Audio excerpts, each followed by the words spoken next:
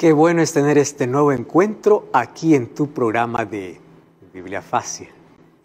Bienvenido, tú que estás allí viendo este programa por la TV, viendo por redes sociales, por YouTube, por Facebook o por cualquier otro medio. Un grande abrazo para ti. Estamos tan felices de que juntos podamos estar descubriendo en esta temporada sobre quién es el Espíritu Santo y cuál es su obra que hace en nuestra vida. Entonces, nuestro cariño, una vez más, a ti que estás allí del otro lado, participando de este programa.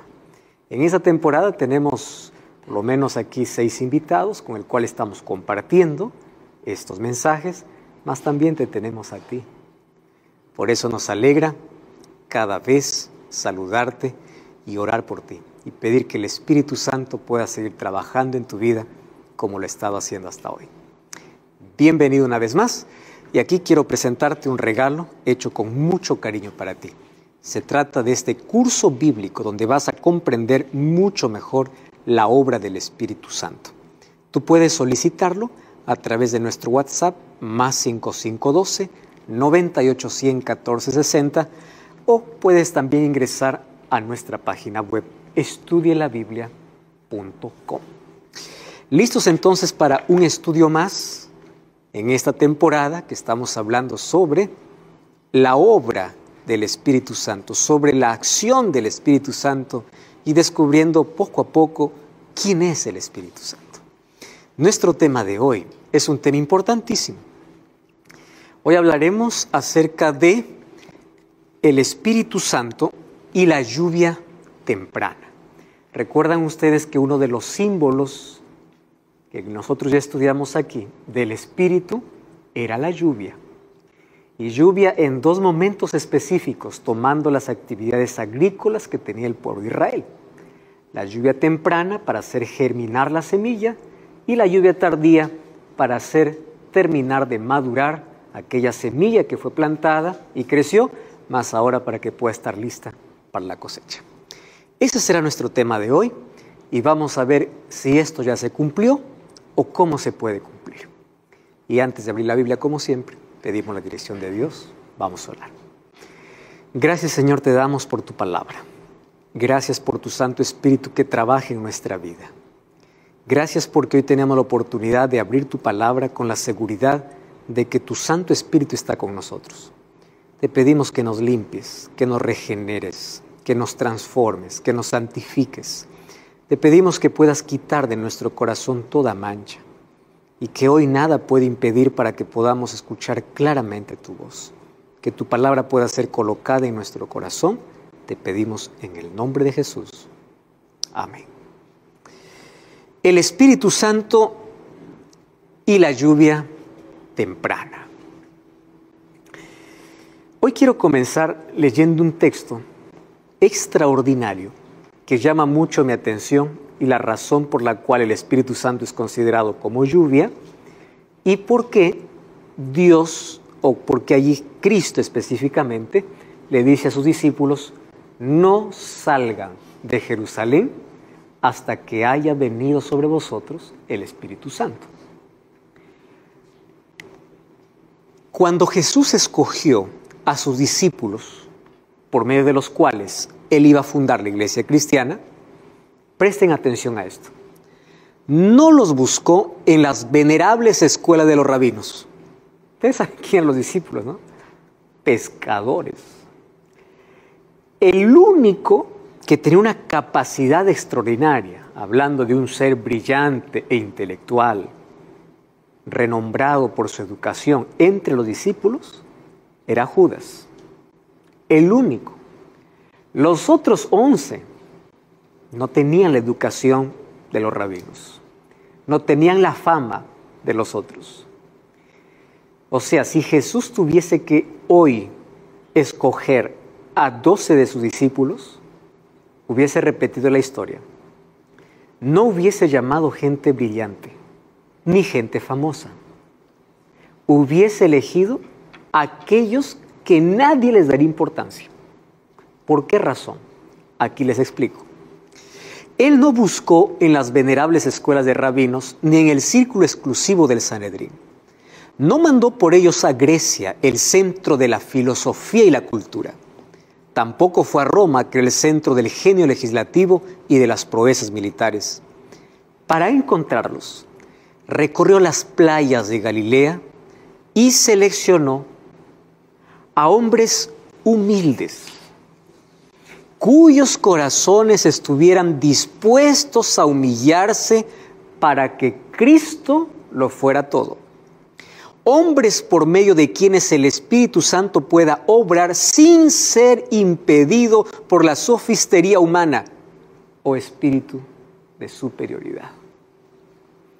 ¿Entienden la razón por la cual Dios escogió a 12 hombres pescadores, incultos, porque ellos no tenían nada de qué orgullecerse? Absolutamente nada. ¿Y qué cosa está buscando Dios? Gente humilde.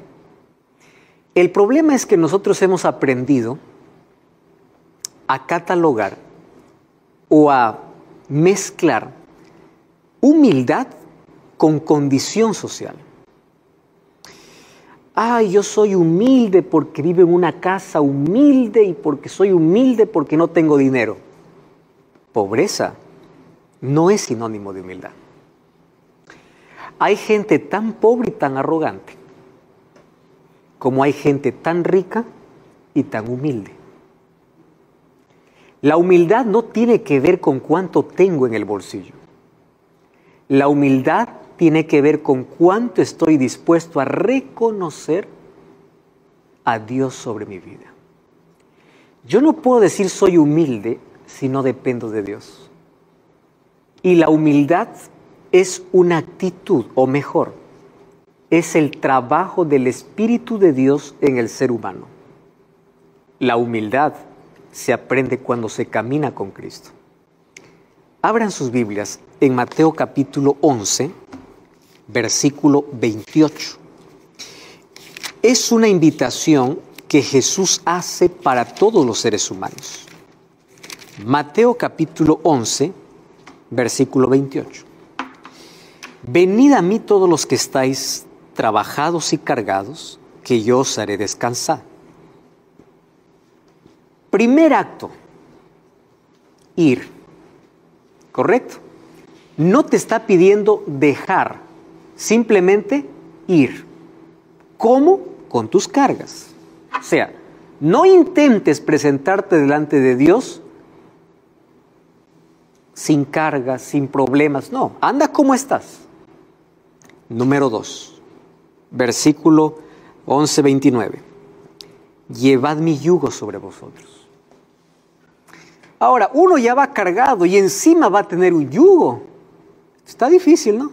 Las cargas ya pesan. Ahora el yugo. ¿Qué dice el versículo 29?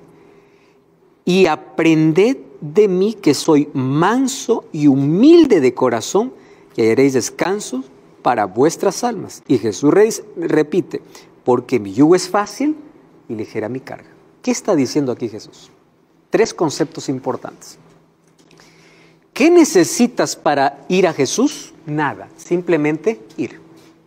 No necesitas dejar, abandonar, no, anda así, cargado, cansado, agobiado, agitado, así, anda. Número 2, acepta que cuando llegas a Jesús hay un yugo. ¿Qué es un yugo?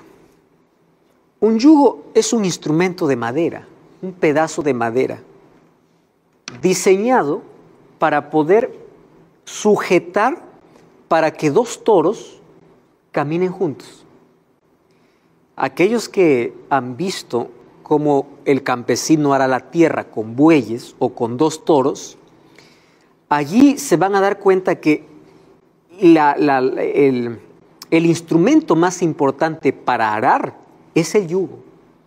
El yugo va a permitir que ambos animales puedan dar pasos iguales. Si alguien se quiere adelantar, el yugo le dice, no, estás atado. Si alguien se quiere atrasar, el yugo le hace recordar, vamos más rápido. Yugo es para caminar juntos. Y Jesús dice, llevad mi yugo. O sea, yo te voy a poner algo en tu vida que te va a enseñar a caminar junto a mí. Y cuando tú caminas junto a mí, hay dos cosas que vas a hacer. Vas a aprender. ¿Qué vas a aprender? Que soy manso y humilde. O sea, la mansedumbre y la humildad es el resultado de caminar con Cristo. ¿Quién es un humilde? Aquel que reconoce su incapacidad y reconoce a Dios como su Señor. Por eso es que Dios no buscó a gente educada y brillante, no porque los despreció, sino porque hay la tendencia que cuanto más títulos tengas, tú digas, yo soy doctor, yo soy PhD, yo tengo 3 profesiones, yo hice esto. Hay mayor tendencia que cuando tengas mayor capacidad, si en algún momento consigues algo, diga, pues es por mi capacidad. Pero estos pescadores, ¿qué podrían decir? Fueron con el peor carácter, deformados totalmente. Se fue un hijo del trueno, 2 hermanos, Juan y Santiago. Se fue un Pedro, que cada 10 palabras, 8 eran solamente maledicencias. Se fue allí un Tomás incrédulo. O sea, tú revisas a los discípulos, ninguno de ellos los hubiesen llamado hoy para formar parte de una empresa. Ninguno. Si Jesús hubiese colocado el currículum de los 12 para un empleo, los 12 hubiesen sido rechazados. Hubiesen dicho, bueno para nada. Estos no sirven. Pero ¿qué cosa veía Jesús? Jesús no quería capacidad o talento humano. Jesús quería personas vacías de sí mismas para llenarlas de su espíritu. Por eso el apóstol Pablo va a repetir ese concepto diciendo así: lo vil de este mundo escogió Dios. O sea, lo peor de este mundo para poder avergonzar a los sabios. Cuando Dios levanta a alguien, no lo levanta por su capacidad o habilidad. Lo levanta porque está dispuesto a vaciarse de sí mismo para ser llenados de Dios. Concepto clave. ¿Quieres ser lleno de su presencia? Vacía tu autosuficiencia. Concepto. Entonces, por eso es que Dios eligió a esos. Durante 3 años y medio, los discípulos fueron testigos de milagros. A ellos les fue explicado el significado de las parábolas. O sea, después de haber caminado con Jesús, obviamente que ellos deberían haber sido los más calificados de todos los hombres para llevar adelante la comisión de evangelizar. Porque para eso Dios les llamó, para expandir su reino. Después de haber caminado 3 años y medio con Jesús, ellos deberían estar preparados. Pero, aquí viene el pero, a pesar de todos estos privilegios, estaban completamente descalificados. O sea, continuaban en la misma situación para cumplir la comisión que lo indican sus luchas por la supremacía y su abandono y negación al Señor. Eran totalmente incapaces para llevar a cabo la tarea designada hasta recibir la gran promesa que los capacitaría. Jesús ya llamó a aquellos que no había nada de qué orgullecerse. Pero aún así, cuando caminaron con Jesús, dentro del corazón de ellos se fue instalando un espíritu, obviamente estoy hablando de sentimientos que ellos fueron abrigando, que impedirían el trabajo del Espíritu Santo. ¿Qué espíritu es eso? De supremacía, de egoísmo, de disensiones, de luchas entre ellos mismos. Entonces, ¿qué cosa es lo que sucede? Por ejemplo, se desanimaron completamente al verlo morir en la cruz. ¿Qué cosa es lo que hicieron? ¿Dónde estaban los discípulos cuando Jesús estaba en la cruz? ¿Dónde estaba Pedro, Juan y Santiago cuando Jesús estaba orando en el Getsemaní? Durmiendo. ¿Dónde estaba aquel Pedro que decía yo contigo voy a ir hasta la cruz? Corriendo. El único que se quedó al pie de la cruz junto a la madre de Jesús fue Juan, y a cierta distancia. ¿Y dónde estaban los otros 11? Uno que le había traicionado, el otro en el Getsemaní y los demás esparcidos. O sea, nadie estaba dispuesto a dar la vida por el Maestro. No comprendían la misión del Mesías. Por eso es que 2 hombres que iban para Emaús Iban hablando de las cosas que habían sucedido. ¿Y qué cosa decían? No puede ser. Ellos lo que lamentaban es, ¿cómo es posible que Jesús murió si nosotros teníamos la esperanza que Él iba a ser el rey judío? El rey que iba a restaurar. ¿Qué cosa iba a restaurar? La supremacía, porque ellos ahora estaban subyugados por el Imperio Romano. Ahora, fíjense lo que Jesús les dice. Vamos a Hechos capítulo 24, a Lucas capítulo 24, versículo 21. Lucas capítulo 24, versículo 21. Miren qué interesante lo que ellos dicen y lo que Jesús responde. 24, 21. Dice así: nosotros esperábamos que Él fuera el que había de redimir a Israel. Sin embargo, además de todo, hoy es el tercer día, pero esto no ha acontecido. ¿Cuáles eran las esperanzas de los discípulos? Que Él pueda ser un rey terrenal. Ellos no estaban pensando en un reino espiritual para el cual Jesús los había llamado. Vamos a Hechos capítulo 1, versículo 6. Aun cuando Jesús está yendo para el cielo, miren lo que pasa con los discípulos. Hechos 1, 6. Entonces los que se habían reunido le preguntaron diciendo: Señor, ¿restaurarás el reino de Israel en este tiempo? Jesús ya está por ascender al cielo. Y ellos continuaban con la idea de que Jesús iba a restaurar un reino. ¿Dónde? Terrenal. ¿Qué le responde Jesús? No os toca a vosotros saber los tiempos o las ocasiones que el Padre puso en su sola potestad. Versículo 8. Pero recibiréis poder. ¿De qué está hablando el Espíritu Santo? Ahora presten atención aquí. Mientras Jesús está tan preocupado por dejar las últimas instrucciones a sus discípulos, su mente de ellos continúa en: ¿habrá reino? ¿Habrá reino aquí? Jesús le dice: eso no les compete saber a ustedes. ¿Cuándo va a ser eso? Pero vuelve al tema. ¿Cuál es el punto principal? Recibiréis el Espíritu Santo. ¿Cuál es el último mensaje que Jesús dio para toda la gente que estaba reunida? Ustedes recibirán poder. Porque de ahí el versículo 11 dice que Jesús se elevó al cielo.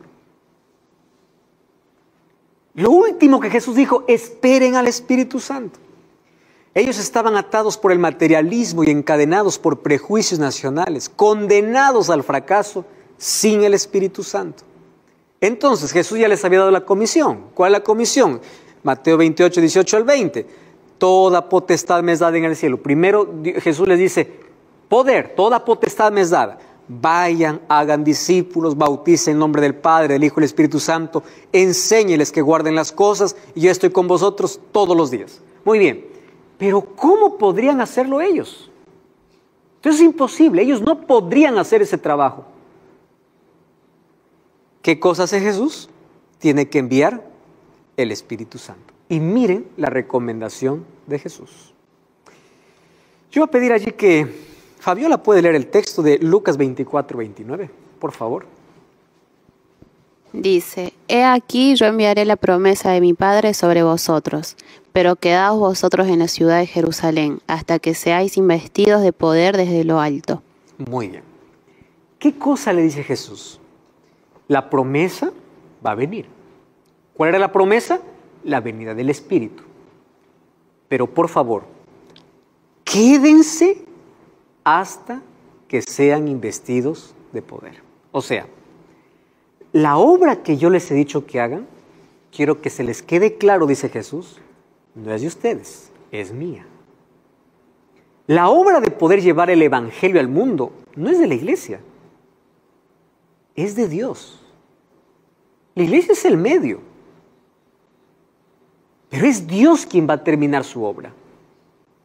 Usando seres humanos, claro, por eso es que un cristiano nace en el reino de los cielos como un misionero.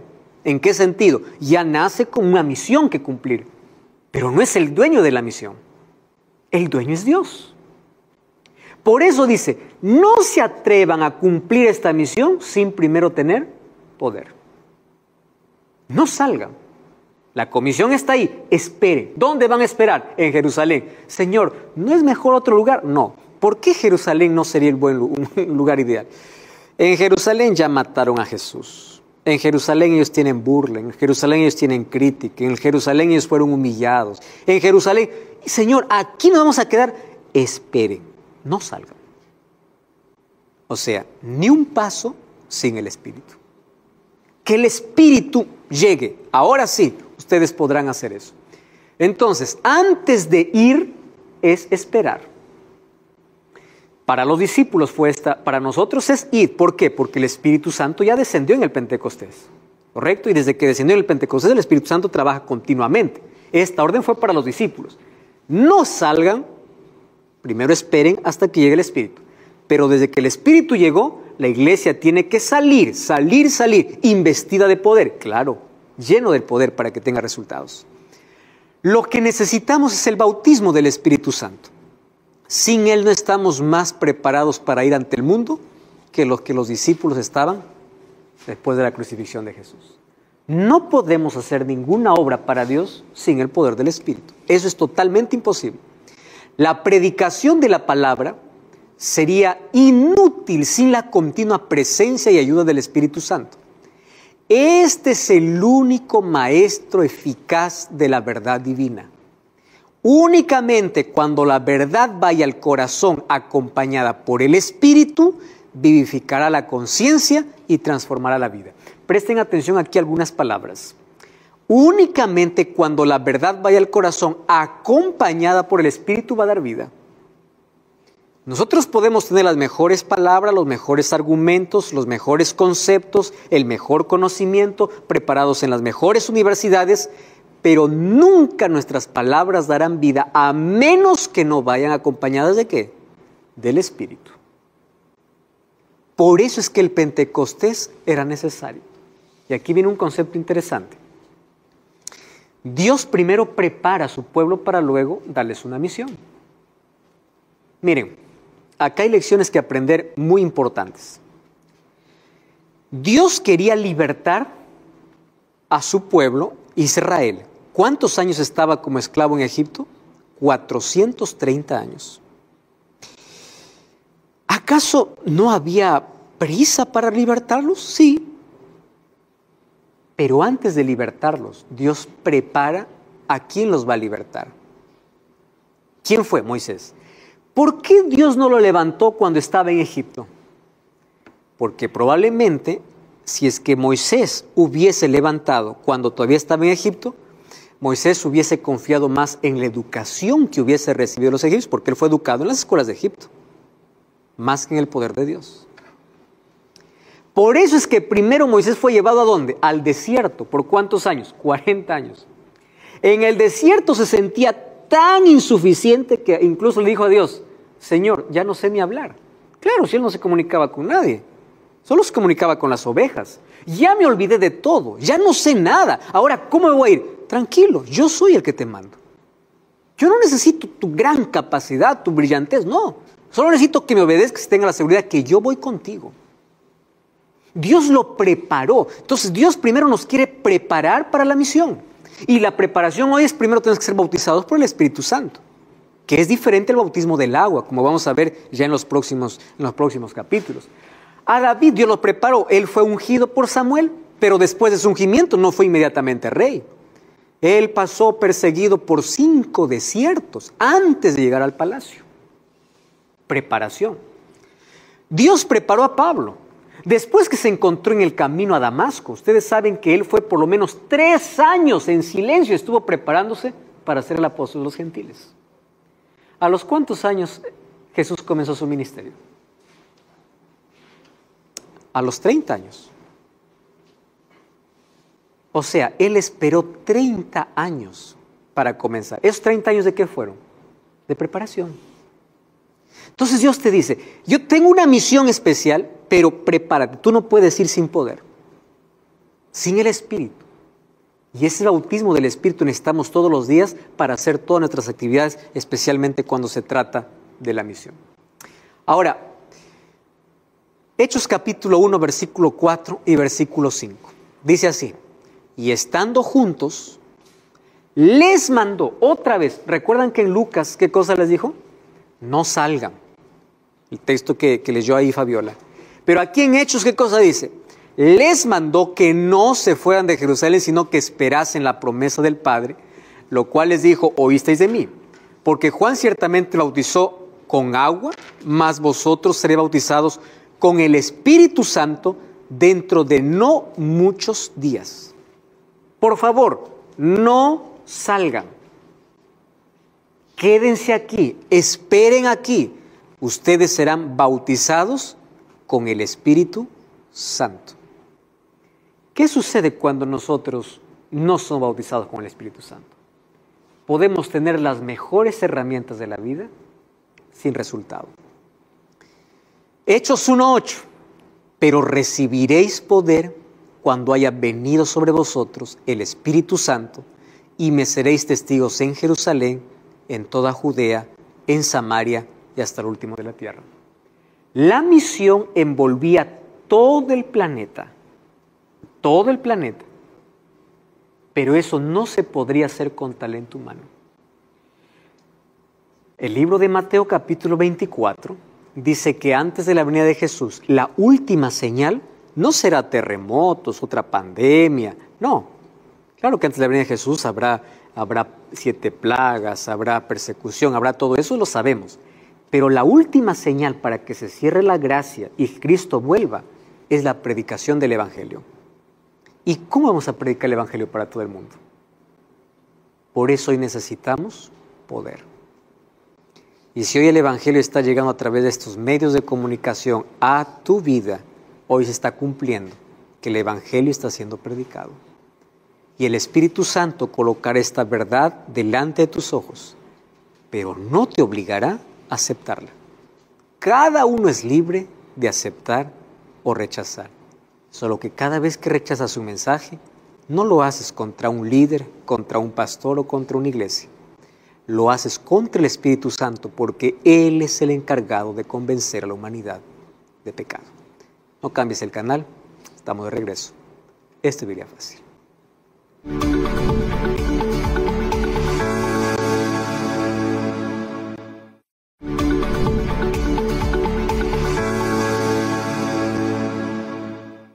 Estamos de regreso en tu programa Biblia Fácil. Estamos hablando hoy sobre la lluvia temprana. ¿Cuál fue la razón por la cual Dios tuvo que mandar su Espíritu Santo para el comienzo de la gran comisión o de la predicación del Evangelio? Y ya vimos nosotros el primer bloque de este programa que era necesario porque ninguno de ellos estaba capacitado para poder ejercer una obra tan grande. Además, la obra de predicar el Evangelio no era humana, era divino-humana. El ser humano solo coopera con Dios, pero el dueño de la misión es Dios. Entonces ahí es que ocurre el Pentecostés. Muy bien. El Pentecostés, en la Biblia lo entendemos como el cumplimiento de 2 cosas. Número 1, el Pentecostés nos señala que Jesús llegó al cielo, su sacrificio fue aceptado y se sentó a la diestra de Dios Padre. Recordemos que Jesús también es Dios. Pero, allí viene el asunto interesante, en la Biblia muestra eso con una palabra, glorificación. ¿Qué cosa es glorificación? El momento que Jesús entra al cielo con la victoria ganada de la tierra, el apagado, la condenación de toda la humanidad, en el cielo hay una adoración muy especial que lo encontramos en el libro de Apocalipsis capítulo 4 y capítulo 5. Dice que todos los cielos, 4 seres vivientes, 24 ancianos, todos allí se congregan para poder glorificar al Hijo. Vamos a abrir el libro de Apocalipsis capítulo 4. Miren cómo ocurre este momento de glorificación. Apocalipsis capítulo 4. Después de esto miré, y aquí había una puerta abierta en el cielo. La primera voz que oí era como de una trompeta que hablaba conmigo. Dijo: sube, te mostraré las cosas que sucederán. Al instante estaba yo en el Espíritu y vi un trono establecido en el cielo y en el trono uno sentado. Versículo 4. Alrededor había 24 tronos, vi 24 ancianos vestidos de ropas blancas con coronas de oro. Ahí estaba, mire el versículo 5. Del trono salían relámpagos, truenos y voces, y delante del trono ardían 7 lámparas de fuego, que son los 7 espíritus de Dios. ¿Qué son los 7 espíritus de Dios? Los 7 espíritus de Dios es la referencia al Espíritu Santo. ¿Y por qué 7? 7 en la Biblia representa perfección y plenitud. O sea, el Espíritu Santo en este momento, ¿dónde estaba? En el cielo, de manera plena. 7. Ahora, y bueno, ahí viene el asunto de adoración. Versículo 8. 4 seres vivientes cantaban alrededor: Santo, Santo, eres Dios poderoso, el que era, el que es y el que ha de venir. Versículo 11. Miren cómo se adora aquí ahora a Cristo. Digno eres de recibir la gloria, la honra y el poder. ¿A quién están hablando? ¿A quién están dando la bienvenida aquí? A Cristo. ¿Por qué? Porque tú creaste todas las cosas y por tu voluntad existen y fueron creadas. ¿Recuerdan que ya hablamos de Jesús, que está en la creación igual que el Espíritu Santo? Entonces, ese momento de adoración es: digno eres de recibir la adoración. Le están dando la bienvenida al cielo. Tú eres digno porque por ti fueron creadas todas las cosas. Vamos al capítulo 5, versículo 9.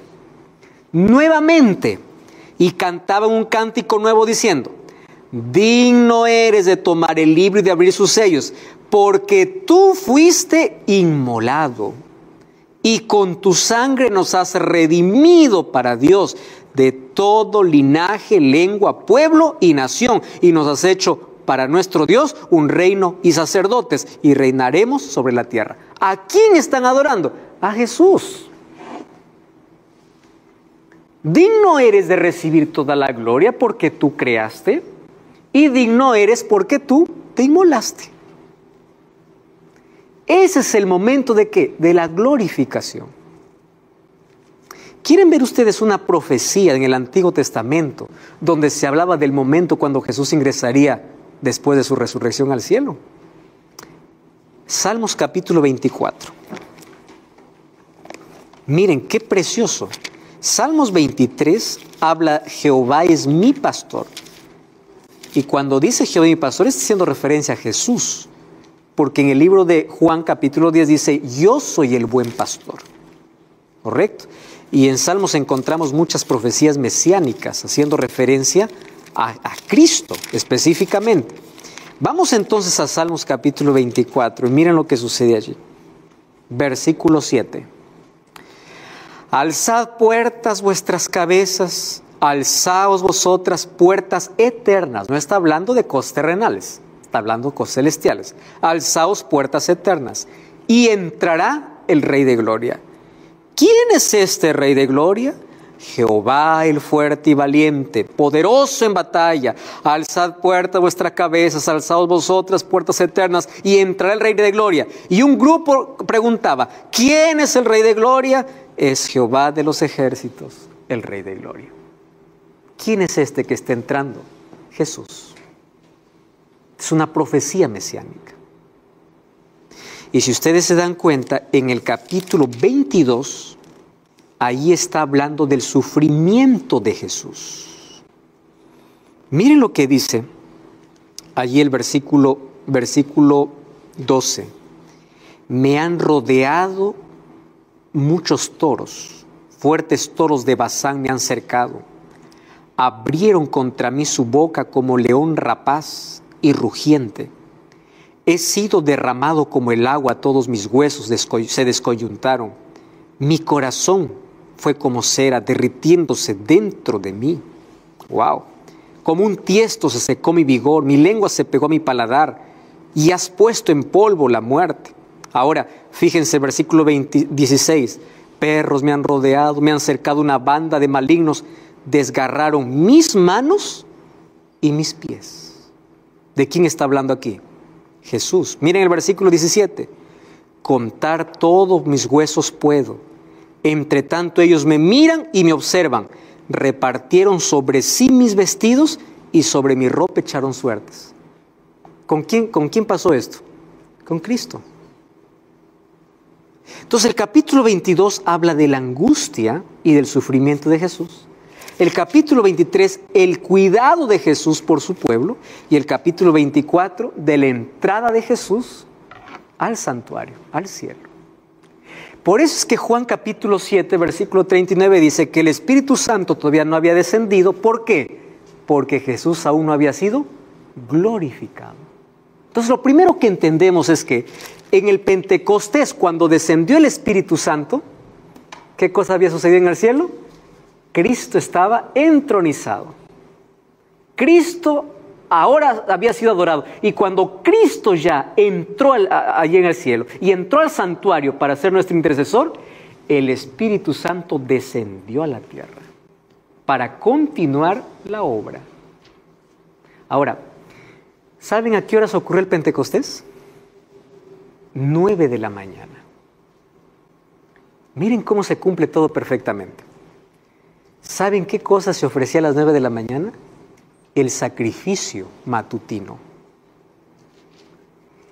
Y cuando aquí en la tierra se ordenaban sacerdotes, se los hacía en ese primer horario, a las 9 de la mañana. Para entender un poquito el Pentecostés, vamos a tener que entender un poquito el plan de salvación como Dios reveló al pueblo de Israel a través del santuario. El pueblo de Israel tenía 7 fiestas al año. Todas estas fiestas representaban el ministerio de Cristo. La primera era la fiesta de la Pascua.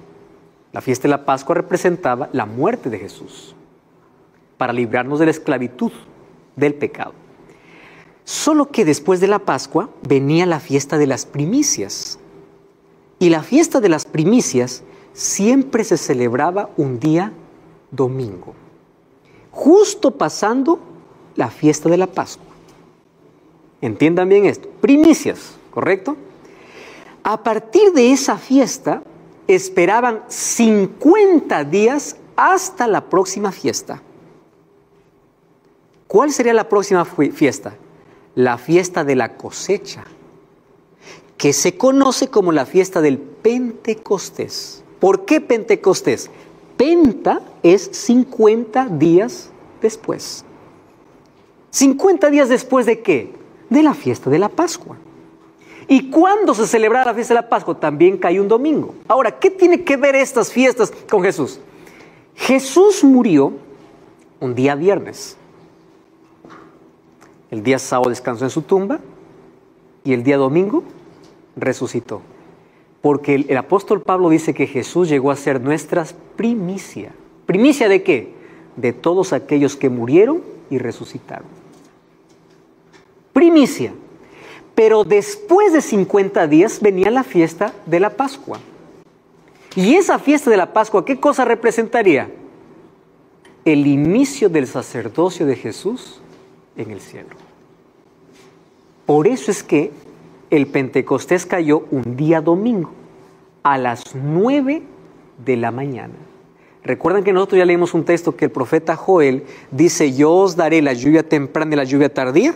Entonces, cuando el Espíritu Santo descendió en toda su plenitud a las 9 de la mañana para poder comenzar ese trabajo con la iglesia de predicación del Evangelio y preparar al pueblo que iba a recibir a Jesús cuando vuelva por segunda vez.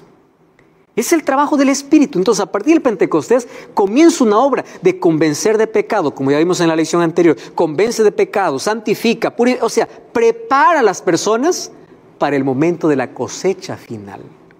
¿Cuál es la cosecha final? Cuando Jesús regrese. ¿Y por qué se llama cosecha? Porque el trigo se va y la cizaña se separa. Buenos y malos, ovejas y cabritos, trigo y cizaña. Por eso se llama cosecha. Muy bien, eso sucedió en el Pentecostés. A partir de allí el Espíritu Santo dirige a la iglesia. Eso veremos en el próximo programa. El Espíritu Santo escoge, envía, da poder, define asuntos, prohíbe, acompaña. O sea, Él es quien ahora está en total plenitud sobre la tierra a partir del Pentecostés. Ahora, uno puede decir, pero en el Pentecostés ellos cuando recibieron el Espíritu Santo hablaron lenguas, ¿no? porque esa fue la manifestación. Muy bien. ¿Por qué hablaron lenguas ellos? Para comenzar, ¿qué significa hablar lenguas? ¿Hablar cosas que uno no entiende? No. Lengua, lenguas, en el griego, es glosa, que significa idioma. ¿Y por qué? Abran sus Biblias y de ahí respondo una pregunta que tiene Laura. Hechos capítulo 2. Vamos a ver por qué ellos hablaron lengua. Hechos capítulo 2, versículo 4. Miren, cómo ocurrió el bautismo del Espíritu Santo. Cómo ocurrió la lluvia temprana. Todos fueron llenos del Espíritu Santo y comenzaron a hablar en otras lenguas. Para comenzar, no dice lenguas extrañas. ¿Qué cosa dice? Otras lenguas. Pero, ojo con un detalle. Según el Espíritu les daba, que hablaran. O sea, cada uno hablaba una lengua diferente. ¿Y por qué? ¿Qué significa eso? Versículo 7. Estaban todos atónitos y admirados diciendo, ¿no son galileos estos que hablan? ¿Cómo lo oímos hablar en nuestra lengua materna, en la lengua que hemos nacido?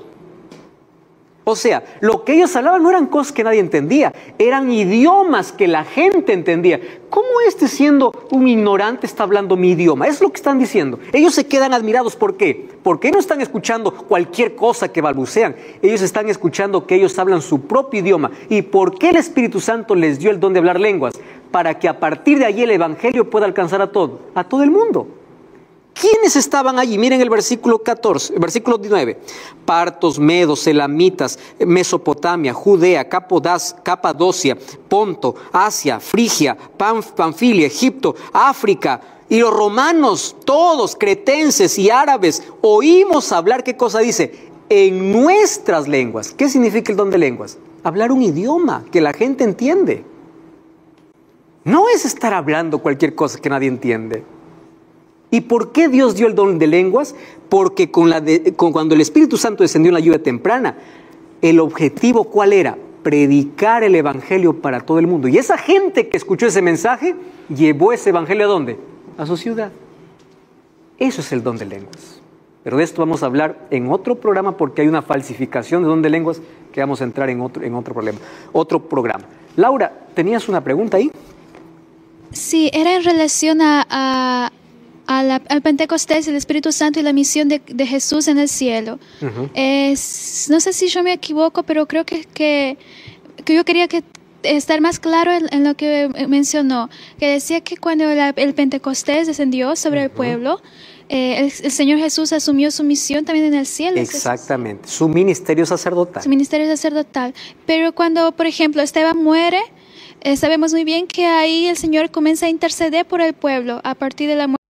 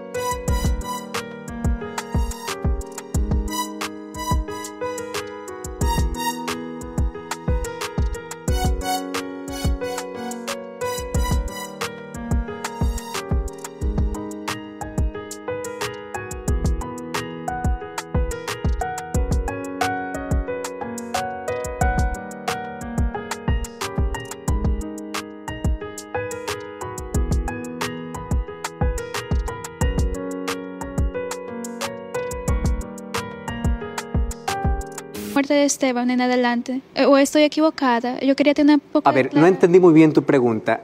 ¿Quién comienza a interceder? ¿Es Jesús? Sí, entonces yo quería saber en qué mismo momento específico, porque yo escuché también que cuando Esteban muere, se cierra la puerta de gracia para el pueblo de Israel. Sí. No. Sí. Cuando Esteban muere, se cumple una profecía de las 70 semanas, que era la oportunidad para el pueblo de Israel para continuar siendo la luz de las naciones y la salvación pasa de manera general para los gentiles. Ya no hay exclusividad de un pueblo, ¿correcto? Okay.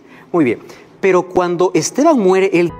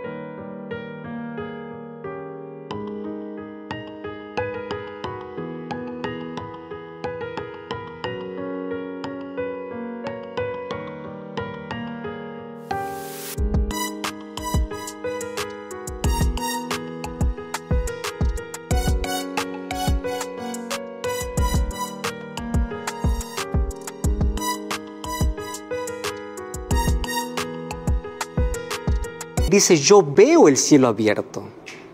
Y Esteban, ¿cuándo muere? Esteban muere después del Pentecostés. Sí. Entonces, ¿Jesús dónde estaba? Ya estaba en el santuario. Ah, entonces fue antes mismo. No fue antes. Esteban muere después